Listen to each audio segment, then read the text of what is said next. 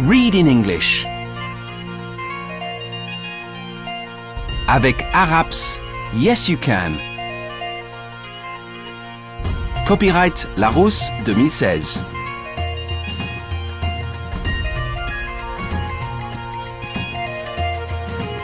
Macbeth.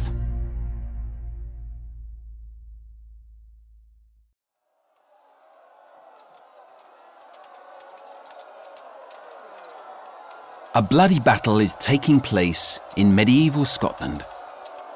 King Duncan watches his men from above. They are fighting bravely.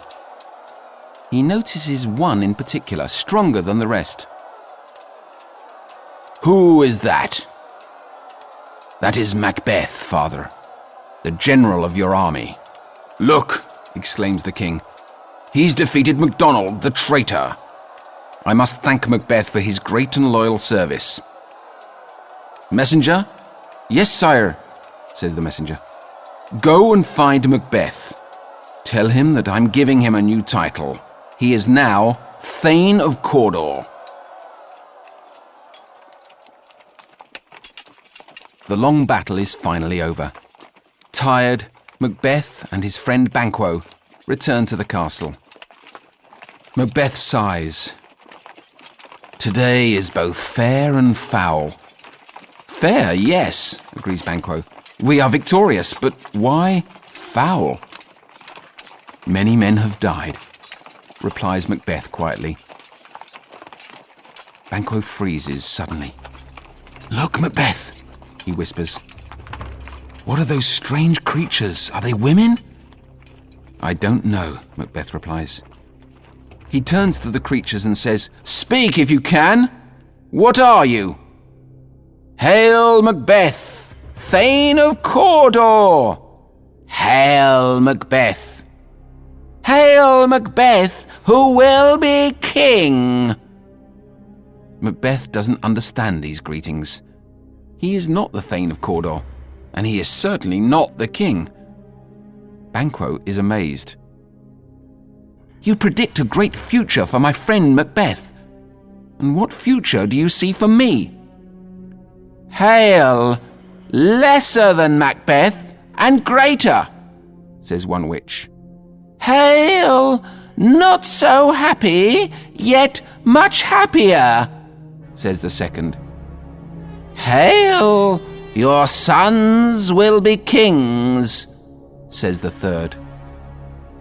"Banquo and Macbeth, all hail!" say all the witches. The next instant, they disappear. "Banquo, I just had the strangest dream." "It wasn't a dream."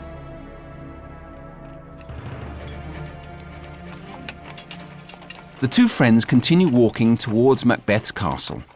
They think about the witches' predictions. Could the predictions be true? Suddenly, they're stopped by King Duncan's messenger. He gets off his horse and bows to Macbeth. "Macbeth," he cries, "King Duncan has heard the story of your bravery in battle. To thank you, he declares you Thane of Cawdor." Macbeth and Banquo look at each other. The witch's prediction is true. "This is great news," says Macbeth. "Come, Banquo, let's go to see the king."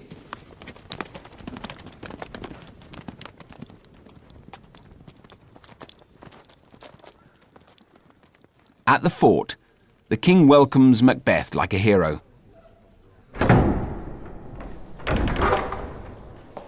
"Ah, here is the new Thane of Cawdor," he says. "Thank you for fighting so bravely." "Sir," replies Macbeth, "I was only doing my duty." "Men of honour," continues the king, "we are all gathered together. I'd like to take this opportunity to declare my oldest son, Prince Malcolm, the future King of Scotland." "Long live Prince Malcolm!" "Macbeth," says the king, "we'll celebrate this special occasion at your castle tonight." "Sir, I'd be honoured to have you as a guest," replies Macbeth. he returns to his castle in Inverness to prepare for the king's arrival. Meanwhile, at the castle in Inverness, Lady Macbeth is reading a letter from her husband. He speaks of the 3 witches who he met on the day of success. The same day he defeated MacDonald, he became the Thane of Cawdor. Maybe one day he will be king. Lady Macbeth is happy to learn the good news, but she doesn't trust her husband's temperament. He's too soft. Does he really have the ambition to be king? A messenger arrives with more news from Macbeth. "My lady," says the messenger, "King Duncan is coming to your castle to celebrate your husband's new title tonight." Lady Macbeth doesn't believe her luck. It is the perfect opportunity to kill the king so that Macbeth can take his place. "What a pleasant surprise," says Lady Macbeth. The messenger bows and leaves. Lady Macbeth rises and whispers, "Yes, King Duncan is coming tonight. The time is now." She lifts her arms up to the sky and calls on the spirits of evil. "Spirits! Fill my body with cruelty. I don't want to be delicate like a woman anymore. I need the courage to murder King Duncan." Macbeth returns from battle. "My dear," he says, "we won the battle. The king will be here tonight." "And how long will he stay?" asks Lady Macbeth. "Until tomorrow," replies Macbeth. "He will stay the night." "Tomorrow," says his wife, "you will be king." "Be quiet. I know what you're thinking, but it's impossible. King Duncan is a good man. He doesn't deserve to die." Lady Macbeth sees that her husband is afraid to murder. She looks him in the eye. "You're not a man. You're a coward. If you don't act now, you'll regret it for the rest of your life." "But what if we fail?" asks Macbeth. "We won't fail," replies his wife. "I already have the perfect plan. We'll make the king's guards drink wine until they fall asleep. Then we'll take their swords and kill the king." Macbeth hesitates a moment. Finally, he speaks. "Then we'll cover them in blood, so they will be accused of the murder." "The next day," adds his wife, "we'll mourn him like everyone else. No one will suspect us." Macbeth looks at her with admiration. "You are a brave woman. We will go through with your plan. For the moment, let's pretend to celebrate like everyone else." The king and his guests arrive at Inverness Castle. The celebration can begin. They eat the best foods in the land and drink the finest wines. They dance long past midnight. King Duncan is in good spirits. At the end of the party, he thanks Lady Macbeth. "Madam," he says, "you are a wonderful hostess. Thank you for a lovely night." "Sir," she replies, "I know that this party isn't worthy of a king like you, but it was the best we could do on such short notice." "Nonsense! Here," says King Duncan, "take this as a sign of my appreciation." He gives her a box with a small diamond ring inside. She bows to him modestly. "Thank you, Your Grace."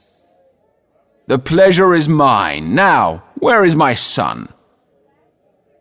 King Duncan goes to find Prince Malcolm in the crowd. Lady Macbeth sees that now is her chance to drug the guards. She takes 2 jugs of wine, puts powder in them, and goes to see the guards. "Sirs, more wine?" she asks. "That's very generous, thank you," say the guards, "but we've already drunk too much." "Drink, my friends," she insists with a smile. "To your health." When everyone is sleeping, Macbeth sneaks into the king's chambers. The 2 guards, who were drugged, snore noisily. Macbeth steals one of their swords and approaches Duncan's bed. The king is sleeping soundly. After the murder, Macbeth meets his wife in the courtyard. "It is done," he says sadly. "Look, my hands are covered in blood. What a tragedy." "Don't tell me you regret it," she replies angrily. Then she sees the sword. "Why do you still have that? You were supposed to leave it next to the guards." "It's too late. I can't go back there now. I'm afraid to think what I've done. Coward! Give me the sword. I'll do it." Lady Macbeth returns from the king's chambers. "Look at my hands. They're the same colour as yours. It's done. Go get some water, wash your hands, and no one will suspect you. All of Neptune's oceans couldn't wash my hands enough. Shh! Be quiet. Put on your dressing gown and go to bed. Lord Macduff will be here early in the morning to visit the king. We can't let him see us awake."